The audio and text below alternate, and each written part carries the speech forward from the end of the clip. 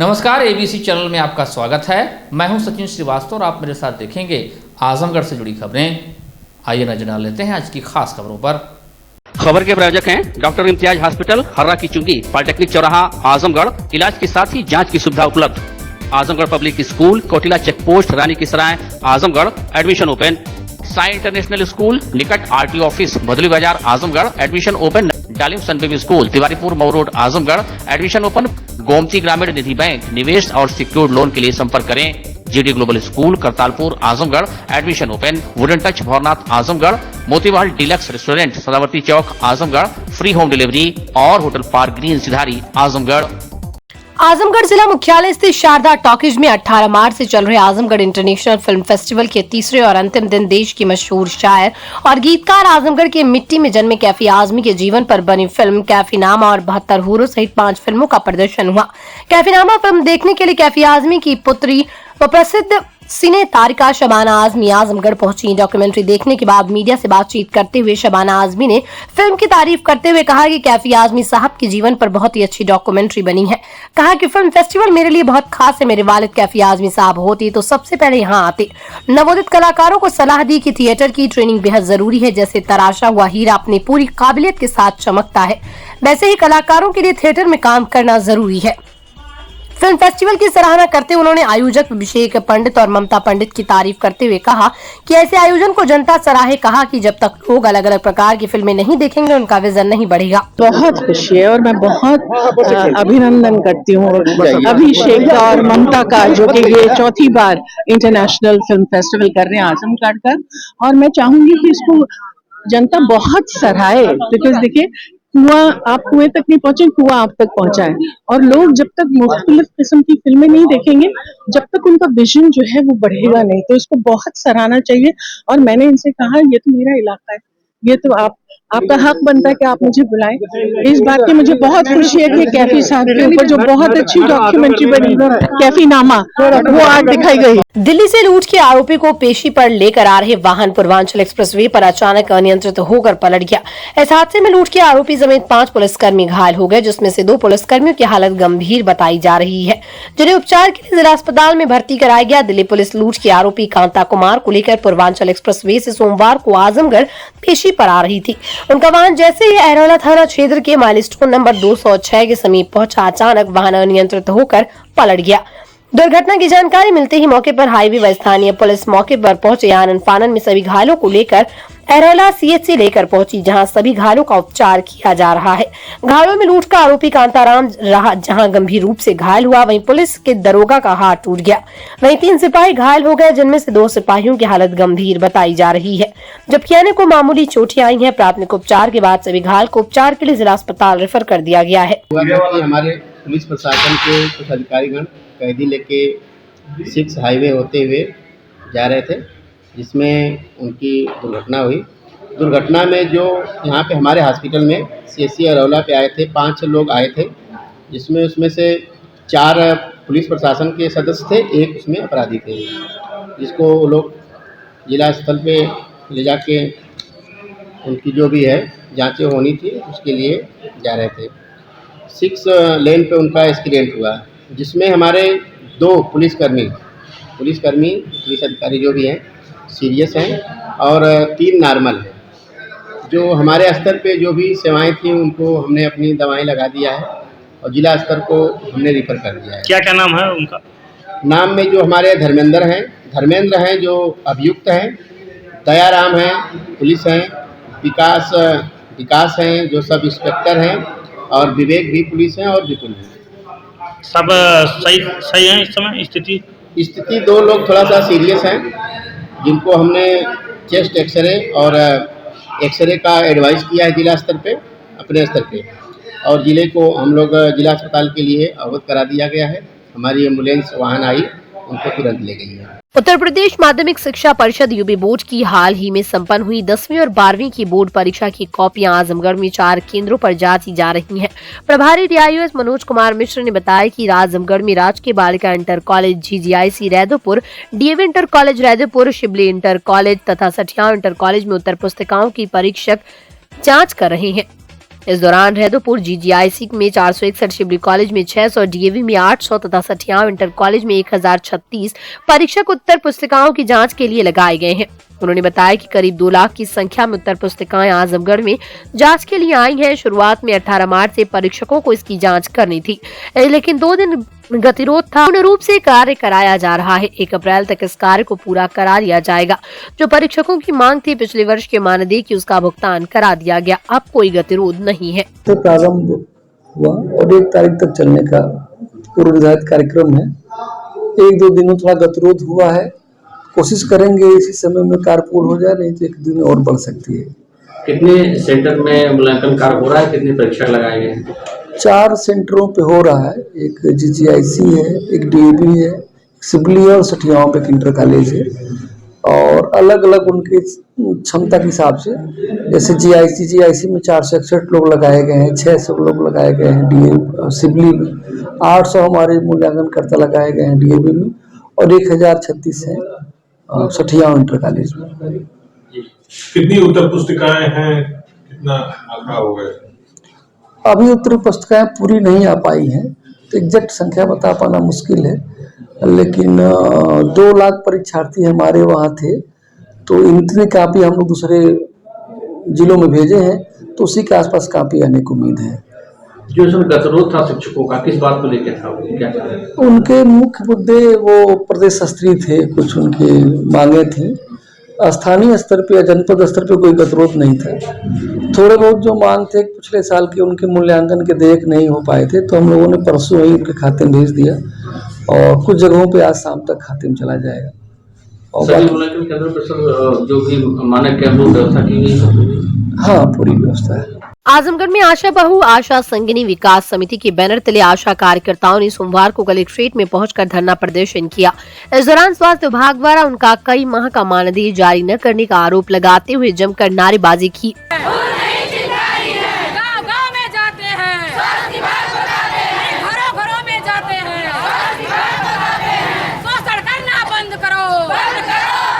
इस दौरान स्वास्थ्य विभाग द्वारा उनका कई माह का मानदेय जारी न करने का आरोप लगाते हुए जमकर नारेबाजी की। इस दौरान एडीएम प्रशासन अनिल कुमार मिश्रा व स्वास्थ्य विभाग के डिप्टी CMO संजय कुमार को ज्ञापन सौंपते हुए 25 मार्च तक लंबित भुगतान को सभी आशाओं के खाते में भेजने की मांग की। चेतावनी दी कि अगर भुगतान नहीं किया जाता है तो यह आंदोलन लंबा चलाया जाएगा और इससे स्वास्थ्य विभाग की तमाम योजनाओं पर प्रभाव पड़ेगा। आशा बहू आशा संगिनी विकास समिति की प्रदेश अध्यक्ष सीमा सिंह ने कहा कि तमाम योजनाओं में आशा कार्यकर्ता बढ़ चढ़ कर हिस्सा लेती हैं, लेकिन उनके हक का पैसा स्वास्थ्य विभाग व प्रशासन दबाकर बैठ गया है, जबकि शासन की तरफ से इसे जारी किए जाने की बात कही जाती है। उन्होंने मांग की है कि तमाम समस्याएं हैं जिसके निस्तारण के लिए जनपद स्तरीय आशा शिकायत निवारण समिति का गठन किया जाए। जनपद में HBNC प्रशिक्षण से वंचित आशाओं का प्रशिक्षण पूरा करवाया जाए। मृत आशाओं के परिवारों को बीमा PMJJBY व PMSBY का लाभ दिया जाए। आशा के परिवार की एक महिला सदस्य को आशा चयन में वरीयता दी जाए। आशा संगिनी का काफी लंबित भुगतान बचा हुआ है, जो कि यहाँ पे नहीं दिया गया है, जो कि शासनादेश भी है, मिलना चाहिए।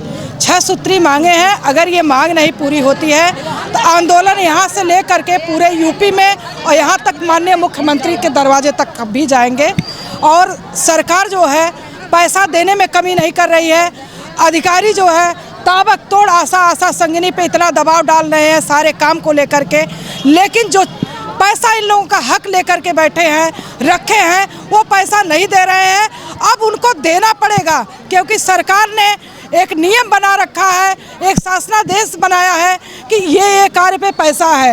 इन लोगों को 2000 रुपये के अतिरिक्त 6 सूत्री मांगे हैं, ये मांगे नहीं पूरी होगी तो आंदोलन बड़ा हो सकता है, क्योंकि पूरे साल में मार्च का महीना है, हर साल यही होता है कि पैसा वापस होता है, वापस हो गया, लेकिन इस बार हम लोग 30 मार्च के अंदर पेमेंट लेके छोड़ेंगे। अगर मांग नहीं पूरी होगी तो इन लोगों के खिलाफ कार्रवाई होगी और हम लोग एक नारी के रूप में पूरी तन मन लगा करके यहीं पे धरना प्रदर्शन करेंगे, सारे काम का बंद करेंगे और सरकार का भी विरोध करेंगे कि वो सरकार हमारी पैसा दिलवाए, हमारे डीएम साहब से कल आकर के। मामले में एडीएम प्रशासन अनिल कुमार मिश्र का कहना है कि इस संबंध में लेखा अधिकारी से बात की गई। उनकी तरफ से कहा जा रहा है कि भुगतान कर दिया गया है, लेकिन आशाओं का कहना है कि 3 से 6 मार्च तक का भुगतान नहीं हुआ, लेकिन इसे लेकर इसकी जांच कराकर जो भी कमी है उसको पूरा कर भुगतान कराया जाएगा। बहु आशा संगिनी ने ज्ञापन दिया है, इनके कुछ मानदेय हैं जो पेंडिंग है। इसके संबंध में सीएमओ ऑफिस के लेखाधिकारी को अभी बुलाए हैं, उनसे वार्ता करवा देते हैं। एक सप्ताह में इनकी समस्या हल करने का आश्वासन दिया गया है, अभी वार्ता हो जाएगी। कितने महीने से सर मानदेय पेंडिंग है? लेखाधिकारी कह रहे हैं जितना बजट था टोटल हमने दे दिया है। इनका कहना है कि कई ब्लॉकों का अपडेशन नहीं हुआ है, कुछ ब्लॉकों का 3 महीने, किसी के 6 महीने है, तो उसको दिखवा लेते हैं। उनके बीपीएम और लेखाधिकारी को बुलाया गया, वो लोग इनसे वार्ता करके बताएंगे। सूचना एवं जनसंपर्क विभाग ने अंबेडकर पार्क में प्रदेश सरकार की योजनाओं, उपलब्धियों एवं जनमानस के उत्थान हेतु लिए गए महत्वपूर्ण निर्णयों से संबंधित एवं सबका साथ सबका विकास एवं सबका प्रयास विषयक 3 दिवसीय प्रदर्शनी लगाई गई सोमवार को, जिसका उद्घाटन मुख्य विकास अधिकारी श्री प्रकाश गुप्ता द्वारा फीता काट कर किया गया। इस अवसर पर मुख्य विकास अधिकारी द्वारा प्रदर्शनी में लगाई गई योजनाओं, उपलब्धियों से संबंधित प्रत्येक होर्डिंग का अवलोकन किया गया। मुख्य विकास अधिकारी ने बताया कि केंद्र सरकार, प्रदेश सरकार द्वारा चलाई जा रही विभिन्न जन कल्याणकारी योजनाओं से संबंधित सूचनाओं, उपलब्धियों को एक रूपरेखा के माध्यम से इस प्रदर्शनी में प्रस्तुत की गई। इस प्रदर्शनी के माध्यम से आम जनमानस को सरकार द्वारा किए गए कार्यों की जानकारी होगी और उनको नजदीक के विकास कार्यक्रमों की प्रगति के बारे में जानने का अवसर प्राप्त होगा। ये 3 दिवसीय प्रदर्शनी आम जनमानस के लिए 20 मार्च से 22 मार्च तक खुली रहेगी। इसी के साथ ही मुख्य विकास अधिकारी द्वारा सूचना विभाग आजमगढ़ द्वारा प्रदर्शनी में सरकार की जन कल्याणकारी योजनाओं से संबंधित लगाए गए पुस्तकों के स्टॉल का भी अवलोकन किया गया। मुख्य विकास अधिकारी ने आम जनमानस से अपील की है कि सभी लोग इस प्रदर्शनी में आकर सरकार द्वारा चलाई जा रहे कार्यक्रमों, उपलब्धियों के बारे में जानें और इसका लाभ उठाएं। इस अवसर पर पर्यटन सूचना अधिकारी मनीष श्रीवास्तव, जिला सूचना अधिकारी अशोक कुमार सहित आम जनमानस उपस्थित रहे। जनपद आजमगढ़ के तत्वावधान में आज इस 3 दिवसीय प्रदर्शनी का मेरे द्वारा उद्घाटन किया गया है और इसमें केंद्र और राज्य सरकार की जो विभिन्न योजनाएं चलाई जा रही है, विकास कार्यक्रम जो चलाए जा रहे हैं, उन सारे कार्यक्रमों की एक रूपरेखा चित्रों के माध्यम से और सूचनाओं के माध्यम से इस प्रदर्शनी में प्रस्तुत की गई है, जिससे कि आम जनता को जानकारी भी बढ़ेगी और उनको इन विकास कार्यक्रमों के बारे में उनको नज़दीक से उसकी प्रगति को जानने का अवसर भी प्राप्त होगा। ये 3 दिवसीय प्रदर्शनी है और तीनों दिन ये जनता के लिए खुली हुई है। यहाँ जनपद आजमगढ़ के जो भी हमारे यहाँ नागरिकगण हैं, जो ग्रामीण हैं, उनसे अनुरोध है कि वो इस प्रदर्शनी में आएँ और वो देखें, इसका लाभ उठाएं। जिलाधिकारी विशाल भारद्वाज द्वारा कलेक्ट्रेट सभागार में पोषण पखवाड़ा 20 मार्च से 3 अप्रैल तक का शुभारंभ दीप प्रज्वलित कर किया गया। इस अवसर पर बच्चों का वजन एवं लंबाई की जांच की गई। जिलाधिकारी ने बताया कि भारत सरकार द्वारा राष्ट्रीय विकास एजेंडे में पोषण को केंद्र में लाने के लिए घोषणा अभियान की शुरुआत की गई। उन्होंने बताया कि पोषण अभियान बच्चों एवं महिलाओं में व्याप्त कुपोषण को दूर करने के लिए विभिन्न विभागों के कन्वर्जेंस से संचालित एक मिशन। इसका लक्ष्य स्टंटिंग, अल्प वनज, कम वजन के शिशु एनीमिया की दर में कमी लाना है।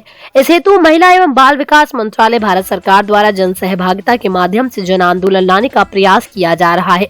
उन्होंने बताया कि पोषण संबंधी गतिविधियों के आयोजन में सामुदायिक भागीदारी और जनमानस की उपलब्धता सुनिश्चित करने के लिए प्रत्येक वर्ष महामार्च में पूरे देश में पोषण पखवाड़ा का आयोजन किया जाता है। उन्होंने कहा कि पोषण पखवाड़ा के अंतर्गत मोटा अनाज के उपभोग हेतु प्रोत्साहन एवं जागरूक करें, स्वस्थ बालक बालिका स्पर्धा का आयोजन एवं सक्षम आंगनबाड़ी केंद्रों को प्रोत्साहित करना सुनिश्चित करें। उन्होंने कहा कि पोषण पखवाड़ा में संबंधित विभागों के द्वारा कन्वर्जेंस स्थापित कर क्षेत्र स्तर तक गतिविधियों का आयोजन सुनिश्चित किया जाएगा। पोषण पखवाड़ा की गतिविधियों में डेवलपमेंट पार्टनर्स के प्रतिनिधियों की उपस्थिति को प्रोत्साहित किया जाए। जिलाधिकारी ने निर्देशित किया कि मोटा अनाज के उपभोग हेतु स्थानीय बैठकों में चर्चा, विषय विशेषज्ञों द्वारा सभाओं में संबोधन, आंगनबाड़ी केंद्रों पर आने वाले बच्चों एवं उनके अभिभावक, गर्भवती एवं धात्री महिलाएं तथा स्कूल के विद्यार्थियों को सम्मिलित करते हुए समुदाय आधारित गतिविधियों का आयोजन, रेसिपी प्रतियोगिता, महिला स्वयं सहायता समूहों की बैठक में चर्चा, वेबिनार्स, ग्राम स्तर पर पोषण पंचायत, बाल सभा, आंगनबाड़ी केंद्र, पोषण पखवाड़ा की गतिविधियों में डेवलपमेंट पार्टनर्स के प्रतिनिधियों की उपस्थिति को प्रोत्साहित किया जाए। जिलाधिकारी ने निर्देशित किया कि मोटा अनाज के उपभोग हेतु स्थानीय बैठकों में चर्चा, विषय विशेषज्ञों द्वारा सभाओं में संबोधन, आंगनबाड़ी केंद्र पर आने वाले बच्चों एवं उनके अभिभावक, गर्भवती एवं धात्री महिलाएं तथा स्कूल के विद्यार्थियों को सम्मिलित करते हुए समुदाय आधारित गतिविधियों का आयोजन, रेसिपी प्रतियोगिता, महिला एवं स्वयं सहायता समूह की बैठकों में चर्चा, वेबिनार्स, ग्राम स्तर पर पोषण पंचायत, बाल सभा, महिला सभा में ग्राम प्रधान, ग्राम पंचायत अध्यापक, स्वास्थ्य कर्मी आदि की उपस्थिति में आयोजित सभा में चर्चा, जनपद में मिलेट विषय पर कार्य करने वाली संस्थाओं के माध्यम से मोटा अनाज का उपयोग करने जागरूक हेतु जागरूक किया गया। उन्होंने कहा कि पोषण पखवाड़ा में आयोजित स्वास्थ्य बालक बालिका स्पर्धा में 0 से 6 वर्ष आयु वर्ग के बच्चों की लंबाई, ऊंचाई तथा वजन लेते हुए पोषण ट्रैक कर फीड कराया जाए। इस गतिविधि का उद्देश्य सुपोषित उत्तर प्रदेश की परिकल्पना से साकार करना है।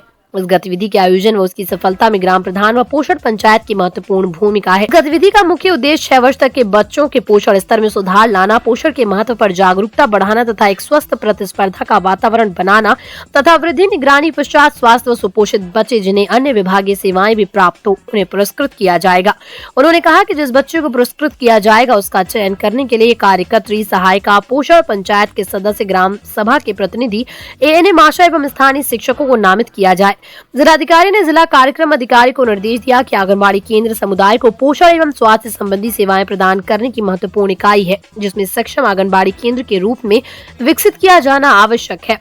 इस हेतु आंगनबाड़ी केंद्रों पर 3 से 6 वर्ष के बच्चों को गतिविधि आधारित शाला पूर्व शिक्षा प्रदान किए जाने हेतु आंगनबाड़ी केंद्र की आधारभूत संरचना के शुद्धिकरण, पेयजल, बाल मैत्री, शौचालय, हैंड वॉश, पोषण वाटिका, ऑडियो विजुअल एड आदि की उपलब्धता सुनिश्चित की जाए।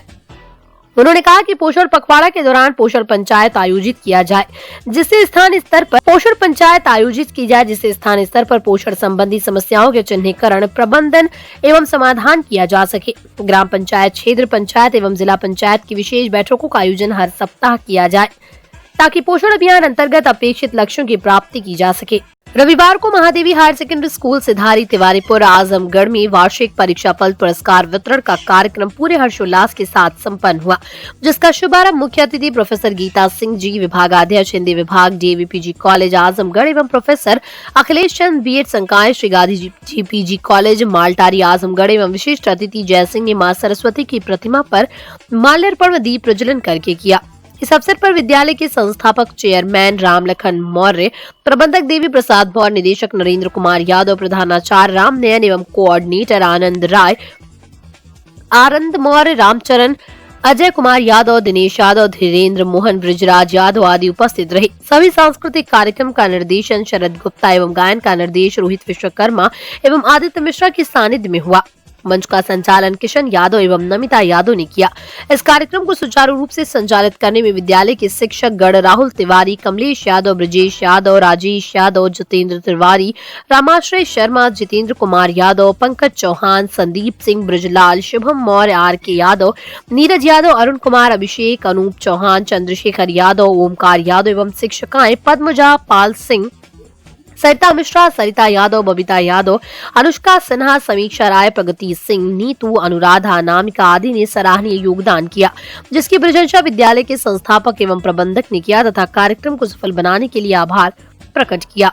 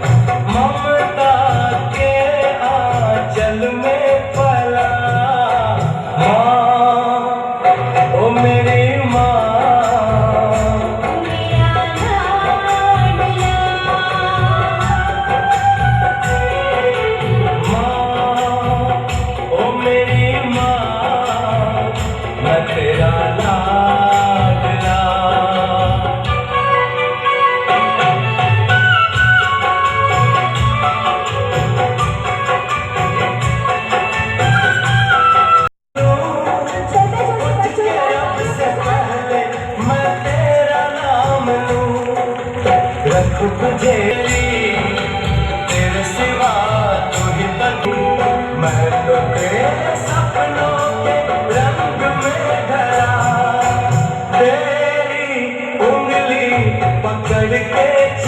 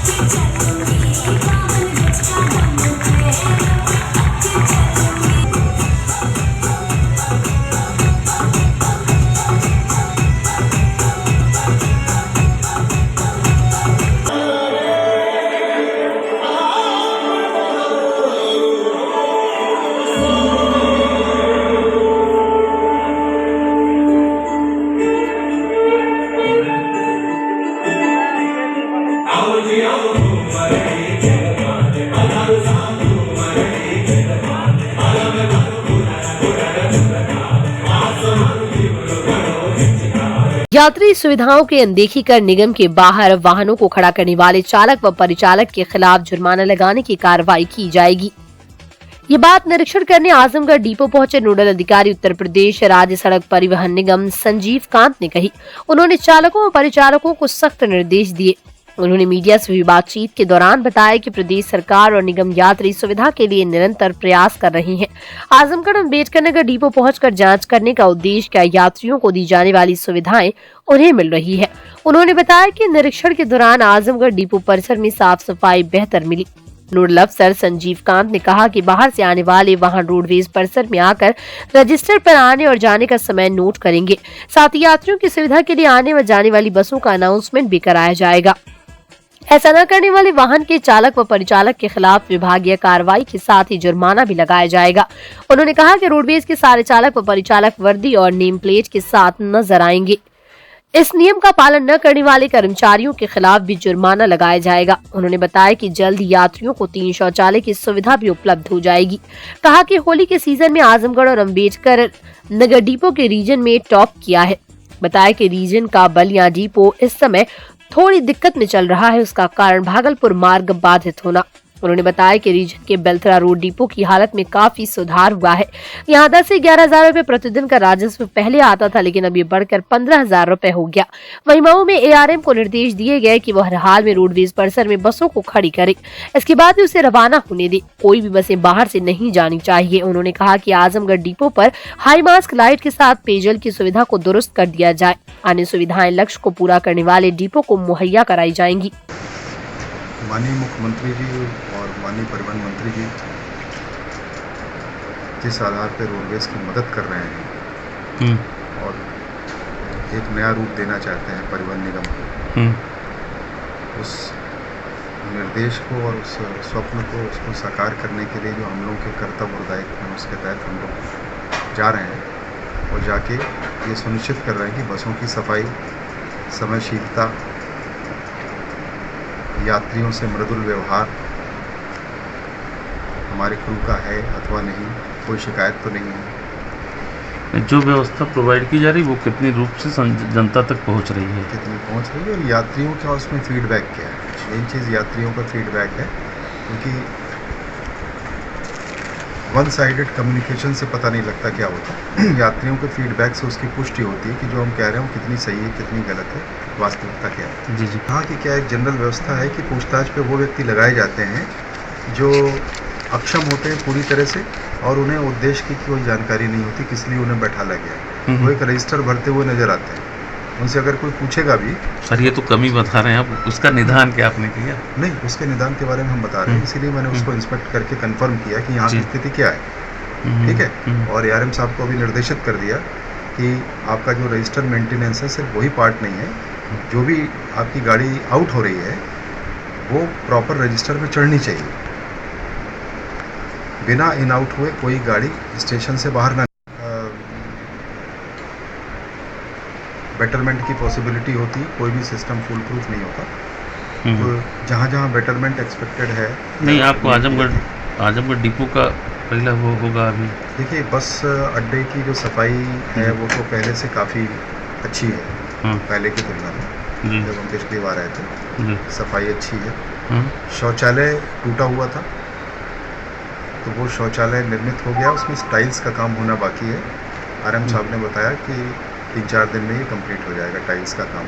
जी। तो हमने उनसे कहा कि इसको, ये ओपन है, इसमें एक फाइबर की शीट लगा के एक क्लोज़र दे दीजिए इसको, जिससे इसकी विजिबिलिटी ना रहे। सर दूसरा, एक और हमारा शौचालय बन रहा है, वो भी जल्दी तैयार हो जाएगा 1 हफ्ते के अंदर। जी जी। जब वो हो जाएगा तो 2 शौचालय हो जाएंगे हमारे। एक तीसरा और शौचालय जो 1 महीने पहले डैमेज था उसको ठीक कराया जा रहा है। ठीक ठीक। 3 ये हैं और एक हिस्सा ये कि चूँकि 20-25 बसें मैक्सिमम यहाँ पे आती हैं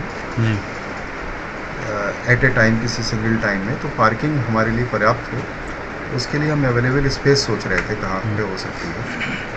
तो डिस्कशन के बाद एक जगह निकली है, तो उसके बारे में बात किया जाएगा मुख्यालय। अगर उस स्पेस पर जो गाड़ियाँ खड़ी पार्क किए हैं उन पे पेनल्टी काटें या उनको अंदर लाइन में लगवाएं। सड़क पे पार्किंग किसी भी दशा में ना हो।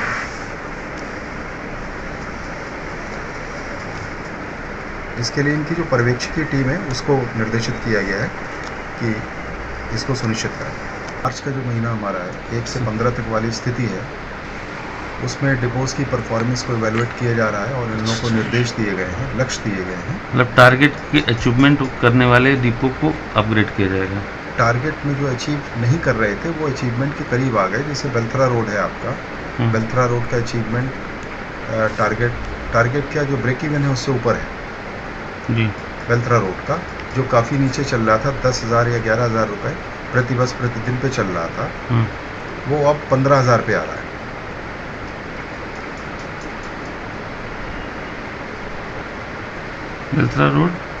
बेलथरा रोड जो था वो 10,000 से 11,000 रुपये प्रति बस प्रतिदिन के हिसाब से इनका कलेक्शन चल रहा था, जिसमें प्रयास किया है सब ने, आरएम साहब ने, उनकी पूरी टीम ने और विशेष रूप से एसएम साहब और आरएम साहब ने,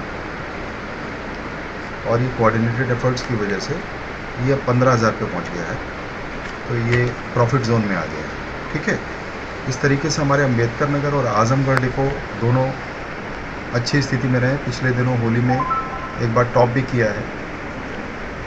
बलिया डिपो में पोटेंशियल बहुत अच्छा है, एक रूट प्रॉब्लम होने की वजह से उनकी इनकम गिरावट आ रही है। तो कौन सा भागलपुर वाला रूट, वो रूट बन रहा है इस पुल टूटने की वजह से। नाम पट्टी का जो लोग चले साफ़ सुथरी स्वच्छ ड्रेस में ही चलें, और इसकी मॉनिटरिंग हम भी कर रहे हैं और आरएम साहब और डिपो मैनेजर्स भी हमारे कर रहे हैं। और यूनिफॉर्म न पहनने पे जो पेनल्टी क्लॉज है उसको इम्पोज करने के लिए कहा गया है कि सब पे पेनल्टी लगाई जाए। कहने को तो सरकार सभी गरीब और जरूरतमंद लोगों को सरकारी आवास मुहैया करा रही है, लेकिन बहुत से ऐसे जरूरतमंद हैं जो सालों से आवास के लिए अधिकारियों से फरियाद लगा रहे हैं, लेकिन उन्हें आवास की जगह सिर्फ आश्वासन मिल रहा है। सोमवार को सदर तहसील के सठिया विकास खंड अंतर्गत ग्राम आवाव की निवासी महिलाओं ने जिलाधिकारी को प्रार्थना पत्र देकर आवास दिए जाने की मांग की। इस दौरान उनका कहना था कि हमारे पास रहने के लिए मकान नहीं है, मड़ई बनाकर किसी तरह से गुजारा कर रहे हैं, आमदनी का कोई स्रोत नहीं जिससे कि मकान का निर्माण करा सकें, इसलिए बरसात व ठंडी के समय काफी तकलीफ पूरे परिवार को उठानी पड़ती है। मांग की कि आवास के लिए आर्थिक मदद की जाए। सर हमारे पास घर नहीं है, लेकिन कोई सुनता नहीं है हमारा। हम अगली बार 1 साल पहले भी डीएम के यहाँ एप्लीकेशन डाल चुके हैं, लेकिन हमारी कोई सुनवाई नहीं हुई। हमें आवास चाहिए। जी हाँ, हम बहुत भर चुके हैं, यहाँ पर भी एप्लीकेशन साल भर पहले डाल चुके हैं, कोई सुनवाई नहीं हुआ हमारा। वो बोले हैं कि हो जाएगा, उस बार भी वो यही बोले थे कि हो जाएगा, लेकिन नहीं हुआ। इस बार भी बोले हैं कि हो जाएगा, तो हम कैसे यकीन करें कि नहीं हो जाएगा।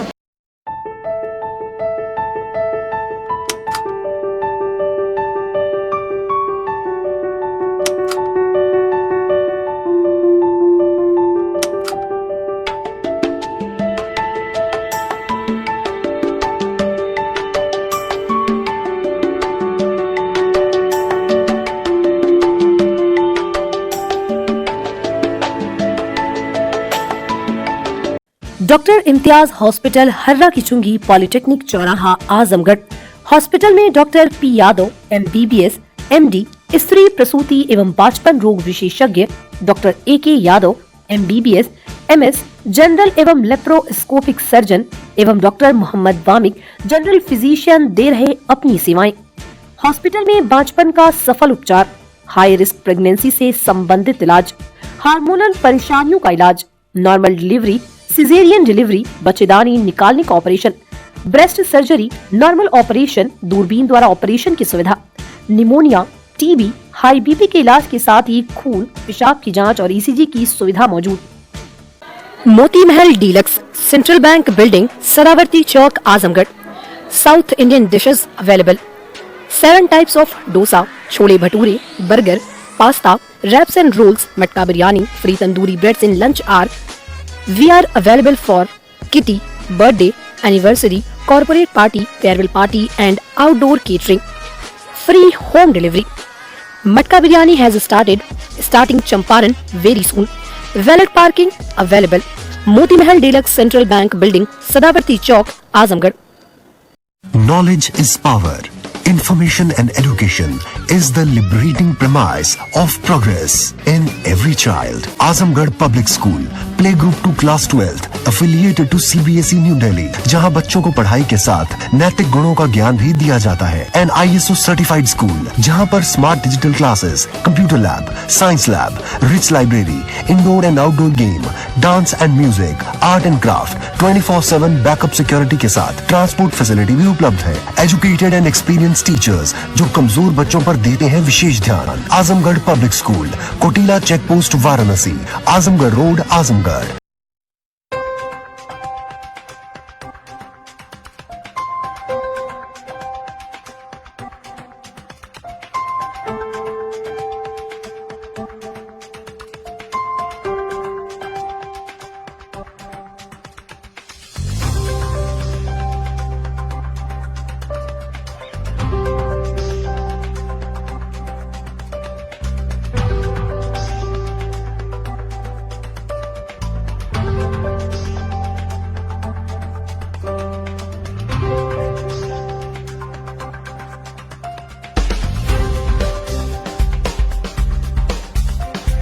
साई इंटरनेशनल स्कूल पूरा पांडे निकट RTO ऑफिस भदली बाजार Azamgarh. ICSE board new Delhi से मान्यता प्राप्त. प्रत्येक क्लास में स्मार्ट क्लास की व्यवस्था, सुव्यवस्थित साइंस और कंप्यूटर लैब्स, इंडोर और आउटडोर स्पोर्ट्स फैसिलिटीज, पूरे सिटी में वाहन की सुविधा. Admission open for new session nursery to class 9th and 11th. Sai international school Pura Pande निकट RTO ऑफिस भदली बाजार Azamgarh. Dalim Sunday school Tiwaripur Mau road Azamgarh. Admission open for new session play group to class 9. Special features smart class available, science computer lab and library, indoor and outdoor sports facilities, experienced teachers, monitoring with CCTV camera, transport facility. Give your child a quality education. Dalim Sunbeam School, Tiwaripur Mau road Azamgarh. कहने को तो सरकार सभी गरीब और जरूरतमंद लोगों को सरकारी आवास मुहैया करा रही है, लेकिन बहुत से ऐसे जरूरतमंद हैं जो सालों से आवास के लिए अधिकारियों से फरियाद लगा रहे हैं, लेकिन उन्हें आवास की जगह सिर्फ आश्वासन मिल रहा है. सोमवार को सदर तहसील के सठिया विकास खंड अंतर्गत ग्राम आवाव की निवासी महिलाओं ने जिलाधिकारी को प्रार्थना पत्र देकर आवास दिए जाने की मांग की. इस दौरान उनका कहना था कि हमारे पास रहने के लिए मकान नहीं है, मड़ई बनाकर किसी तरह से गुजारा कर रहे हैं. आमदनी का कोई स्रोत नहीं जिससे कि मकान का निर्माण करा सकें, इसलिए बरसात व ठंडी के समय काफी तकलीफ पूरे परिवार को उठानी पड़ती है. मांग की कि आवास के लिए आर्थिक मदद की जाए. सर हमारे पास घर नहीं है, लेकिन कोई सुनता नहीं है हमारा. हम अगली बार 1 साल पहले भी DM के यहाँ एप्लीकेशन डाल चुके हैं, लेकिन हमारी कोई सुनवाई नहीं हुई. हमें आवास चाहिए. जी हाँ, हम बहुत भर चुके हैं. यहाँ पर भी एप्लीकेशन साल भर पहले डाल चुके हैं, कोई सुनवाई नहीं हुआ हमारा. वो बोले हैं कि हो जाएगा, उस बार भी वो यही बोले थे कि हो जाएगा, लेकिन नहीं हुआ. इस बार भी बोले हैं कि हो जाएगा, तो हम कैसे यकीन करें कि नहीं हो जाएगा. Wooden touch Bhawarnath Azamgarh, a complete hardware store. हमारे यहाँ branded plywood, flush door, designer door, PVC door, 4 mica, fancy hardware, kitchen की चिमनी एवं मॉड्यूलर किचन की एक्सक्लूसिव रेंज उपलब्ध. अपने आशियाने में लगाइए 4 चांद.